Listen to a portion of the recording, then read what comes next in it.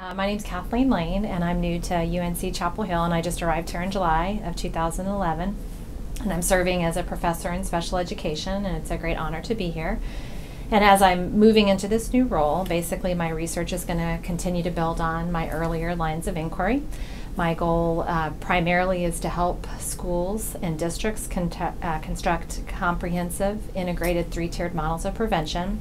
And that's going to be one model that allows teachers and parents and administrators to really meet students' multiple needs. So it would involve addressing their academic concerns, their social needs, and actually teaching their desired behavior. So it would look a lot like establishing expectations that you want for kids to be successful, not just in the classroom, but in all areas in your building, in the cafeteria, in the quad, in different areas. And then we teach those skill sets, much like you teach any academics.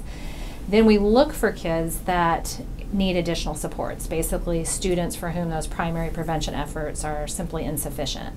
And it doesn't mean that that child needs a label in special education. It means that the school needs to respond, differentiate either the academics, the behavioral supports, or perhaps do other types of skill building for students. And then if that's not sufficient, then the students might need what we call tertiary or tier 3 supports. So the bulk of my work is focusing on preventing the development of learning and behavior problems by providing this primary framework that we use to teach all students, and then responding to students who do have difficulties using evidence-based practices, because we want to make certain that if we're asking teachers to spend time working on a practice or a strategy in a classroom or in the community, that it's one that has research behind it so that we're really being efficient with our time and our resources. And one thing I'm really excited about right now is that we've just recently submitted an IES grant to hopefully establish a new screening tool, an adapted screening tool that would allow us to very precisely identify which students might need more in terms of behavioral support.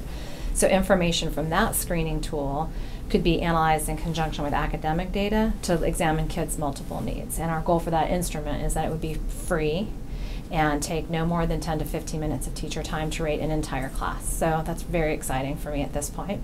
And my work is largely community-based. So my goal is not to go in and do hit-and-run research, but really to work with districts to identify areas of concern, develop really good studies so that we can get their questions and concerns addressed, and we can share that information with the broader community.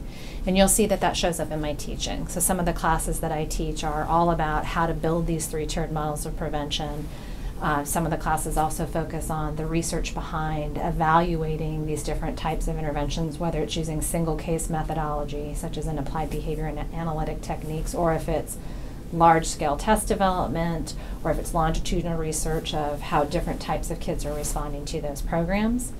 And you'll find, if you look on the teaching website, you'll see I teach undergraduates, master's students, and doc students, and everybody's fully engaged in these research opportunities as they're coming up. And I'm really just looking forward to being a part of the community, a lasting part. And I really want to thank, as part of this video, all the people, the students that I've had a chance to work with in the past, because it's because of their participation in these research opportunities and these service opportunities that we have this new knowledge base from which to build. So thank you.